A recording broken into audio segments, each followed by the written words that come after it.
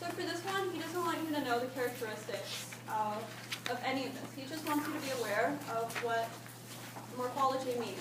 Like, it means form, elevation, margin. So flat, raised, etc., circles, squares, whatever it is. But you don't need to know any of the details of this.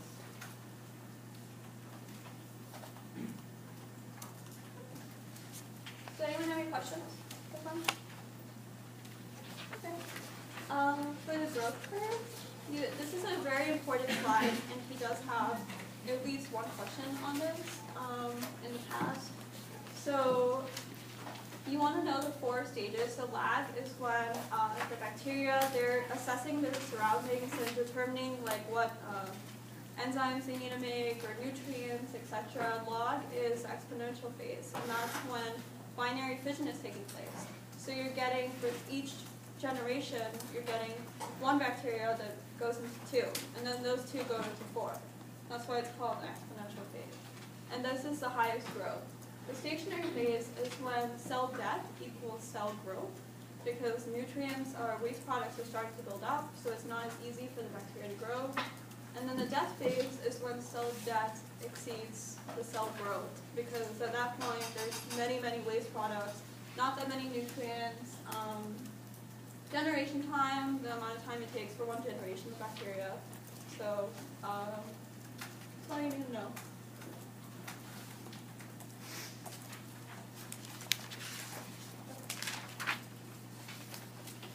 For this one, you don't need to memorize the details of any of the processes listed, except for spectrophotometry, which is going to be on the next slide. And just know that direct cell counts are where you're directly counting the cells. It's very precise. You know, like the measurement of the cell quantity. For viable cells, it's like it's representative. Like for plates, when you see one bacterial, like it looks. Oh, should I show you? Oh, there. Okay. So one of these circles is not 1 bacteria, but 1 colony. So those are viable cells because you're not. Those could be like hundreds of thousands of bacteria in that. Okay, so spectrophotometry. He said. This is like on the side. So if you have more bacteria and there's more light scattered and there's less light detected. Nothing else. Nothing of the specifics.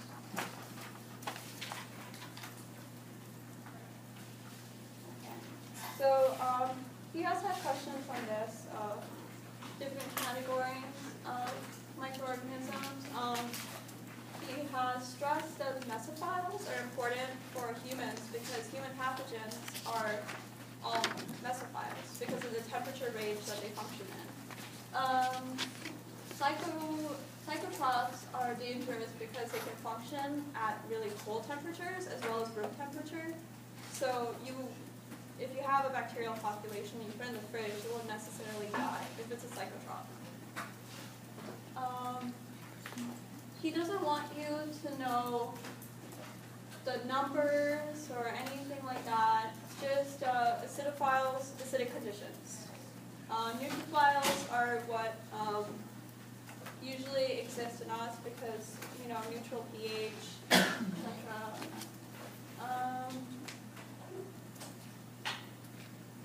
These are all covered in the next slide, so.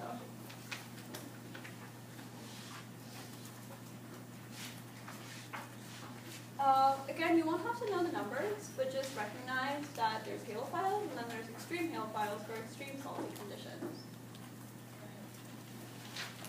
And he doesn't want you to know, he didn't really care if you knew that they synthesize protein and simplified protection. Just know that there are different categories of microorganisms that like different sort of pH conditions.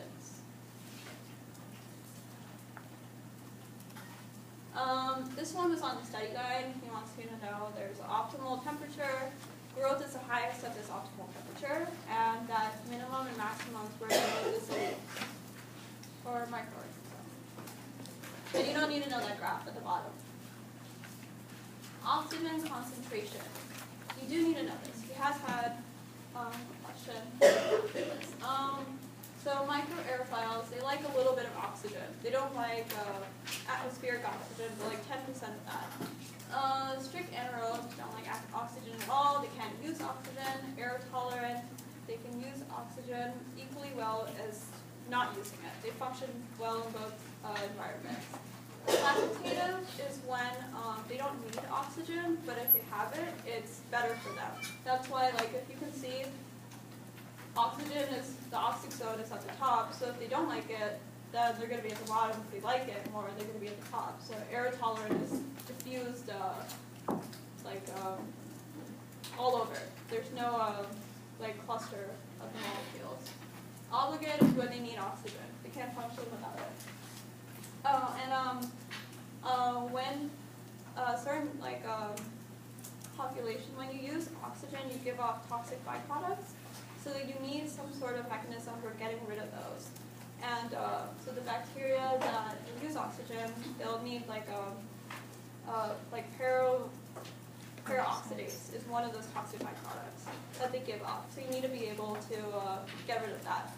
And oxygen also results in radical production, which is also dangerous because they can lead to cell aging or cell death if you cannot properly dispose of those or have a chemical reaction that can, fuse the radicals together. For those 5, the only ones we really need to know is obligate, facilitated, and strict. No, you need all of them. Okay, so what is air tolerant and microphile? Like, what is the? The air tolerance when they can use oxygen equally as well as not using it, and they function because you can see it over there. They're not attracted to the oxygen, and they're not going away from the oxygen. They like either of it. It's fine for them. And the microaerophile is when they do use oxygen, but they don't use atmospheric oxygen, so not high contents of it. I think it's 10%. It was over here. Let me go back and check.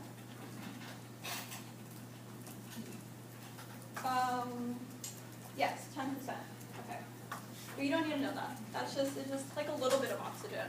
So you got micro, little oxygen. Thank you. Yeah.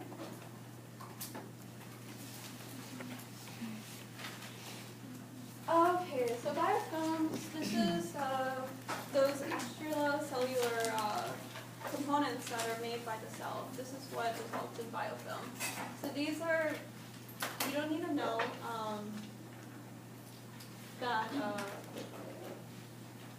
the medical portion of it. It's just that bacteria in a large population, they can attach to surfaces, they can form a layer that helps them, that aids them from desiccation, from dehydration. It can help them attach more easily. It can protect them from UV light, radiation, and they function as almost like one being. It's because they can communicate with each other in biofilm. So that's also the next slide, the mechanism of communication.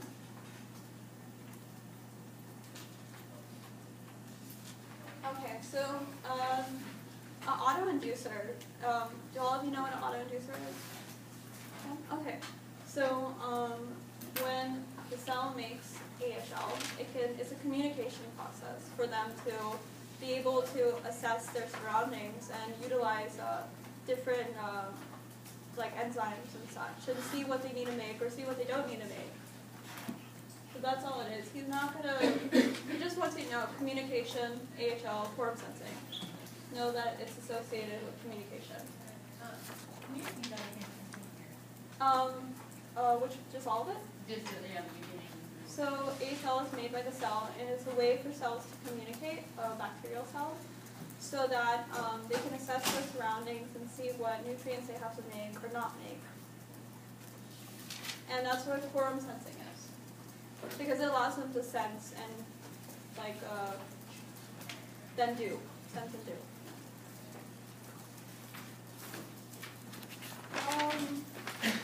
So for this one, you should just stress that you should know that polar molecules are not, in general, are not very, it kind of goes through the cell membrane very easily, except for water. You can see it on the side that the permeability is very high for water, but the other polar nutrients is not that high.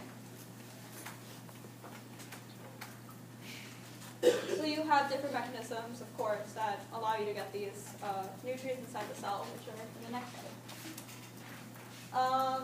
So I think everyone knows what facilitated diffusion is and active transport. So facilitated is when you're going down a concentration gradient, you don't need energy.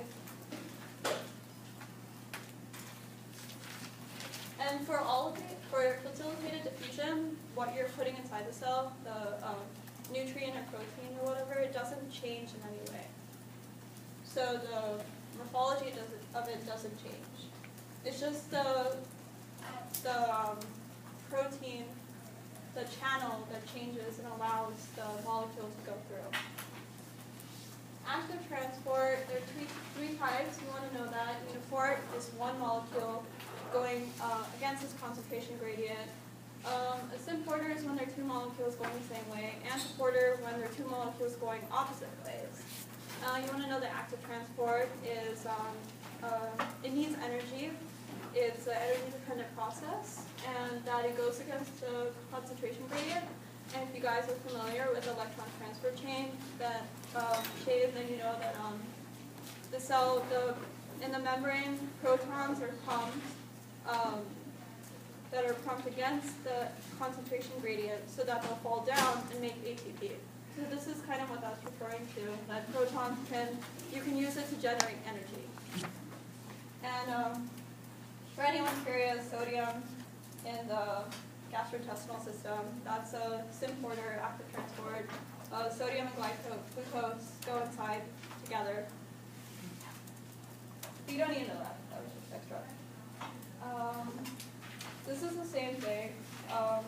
And this is a picture of the electron transfer chain showing how the protons go up and then they'll go down again to make ATP. But just don't understand that protons are involved with active transport. You do not need to know the specifics of the electron transfer chain. That is out of the scope of the course. For group translocation, it's very similar to active transport, except that in this case, the molecule that is being transported is actually changed. So glucose in this case becomes glucose phosphate. But this process needs energy as well. And because of that, it's going against its concentration gradient. And for this system, you're getting the energy required from the intermediates in the glycolysis process.